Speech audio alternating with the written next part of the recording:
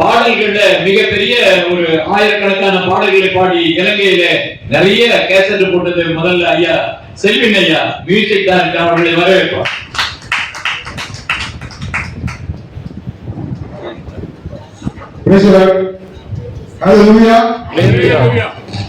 தேவ தூதர்கள் செட்டைகளை வெடிக்கும் பொழுது எல்லா விதமான இசைக்கருவிகள் சத்தமும் அதிலே அடங்கப்பட்டது என்று வேதத்திலே நாம் பார்க்கிறோம்.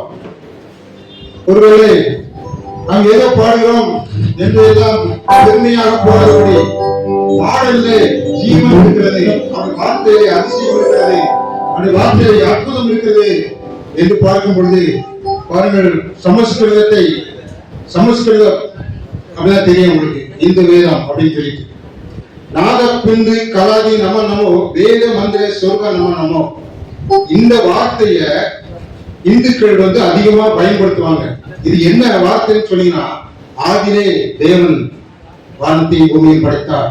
இதுதான் சமஸ்கிருதத்துல இந்து வேதத்துல முதல்ல உள்ள பாட்டு. இன்னைக்கு அவங்க பாடுறாங்க, அவங்களுக்கும் தெரியாது, நமக்கும் தெரியாது. இந்த சத்தியத்தை நமக்கு தெரியணும். அதனால பாடல் எப்படி வந்துச்சு அப்படின்னா, முழுமையும் வானத்தையும் பூமியை படைத்த சர்வ வல்லமை உள்ள தேவனுடைய படைப்புகளை தான் நம்ம மகிமைப்படுத்துறோம். அவருடைய நாமத்தை நாம இன்னும் அதிகமா மகிமைப்படுத்துவதற்கு தான் நம்ம பாடுறோம். ஒரு 700 வருஷத்துக்கு முன்னாடி பாத்தீங்கன்னா சரிகம பதனிச அப்படிங்கிற ஒரு வார்த்தைய சொன்னாங்க. இது வானத்தோட கிரகத்தின் பேர். சான சட்சமம் தீன ரிஷபம் உள்ளது. இந்த வார்த்தை 700 வருஷத்துக்கு முன்னால இது தவறாக பாடினார்கள் என்று சரி க ம காவ கூனி பாடினாங்க, நீ அப்படிங்கிறத நூனி பாடினாங்க. அது பிறகு கிறிஸ்தவத்துல கண்ணு திறக்கப்பட்டு கிறிஸ்தவத்துல இந்துல இருந்து ரட்சிக்கப்பட்டவங்க இதை மாத்தினாங்க. சரி கம அப்படிங்கிறது எதுக்கு அப்படின்னா, பாடும் பொழுது அகார சப்தம். இப்ப எப்பன்னு சொன்னா மாய் மூடிவிடும், எப் உள் இகார இழுத்துக்கணும். அதே மாதிரி நூ அப்படிங்கிறது இழுக்கும். இப்படி அதெல்லாம் சரி பண்ணுவதற்கு கீர்த்தனைகளை அமைச்சது கிறிஸ்தவ இந்துக்கள் இருந்து வந்தவங்க மட்டும் நம்ம தெரிவிச்சாங்க. அதை இருந்து இன்ன வரைக்கும் பாத்தீங்கன்னா கீர்த்தனை தெரியல. பைபிள்ல என்னெல்லாம் பாட்டு இருக்குன்னா, மங்கள பாடல், அதாவது வாழ்த்து பாடல், தேவதூதர்கள் வானத்துல இருந்து உன்னதத்தில் இருக்கிற தேவனுக்கு மகிமையும் அப்படி பாடுறாங்க, வாழ்த்து பாடல். ஆனா இன்னைக்கு பாடல் தலைகீழ போயிடுச்சு. பாடல் தலையில போயிடுச்சு. எல்லா சத்தம் நல்ல சத்தம் இல்லைன்னு சொல்லி இசை கலைஞர்களுக்கு தெரியும். சத்தம் நல்ல இல்லைன்னா நல்ல இசை கிடையாது. அப்ப பாருங்க, இன்னைக்கு உலகத்துல பாத்தீங்கன்னா கிறிஸ்தவத்துல இசை ஞானிகள் என்பது இங்க உள்ளவங்க கிடையாது. இசை ஞானங்க பரிசுத்தவான்கள் இசை ஞானிகளா தான் இருந்தாங்க. அவங்க இசைகளை எப்படி அமைச்சாங்கன்னா, சந்தோஷமும் சமாதானம் உண்டதற்க பாடினாங்க.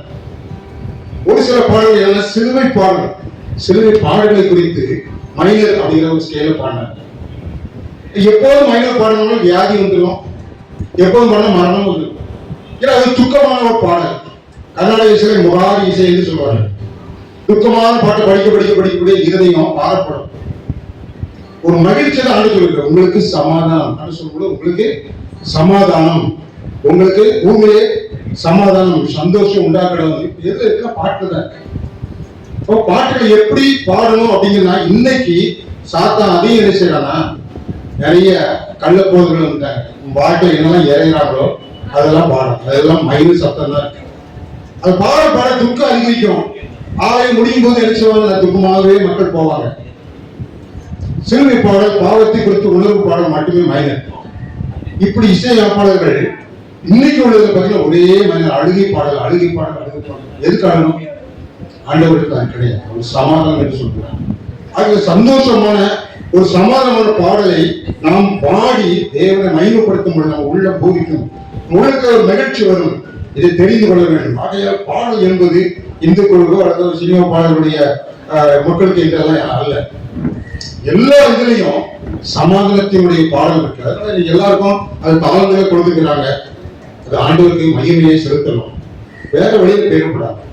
இனிய சப்தங்கள்ல இனிய இதுல தேவனை துதிக்கும் ஒரு சந்தோஷம் உள்ளத்துல உண்டாகணும். அதுதான் ஆன்மாக்குரிய பாடல், ஆன்ம சக்தி.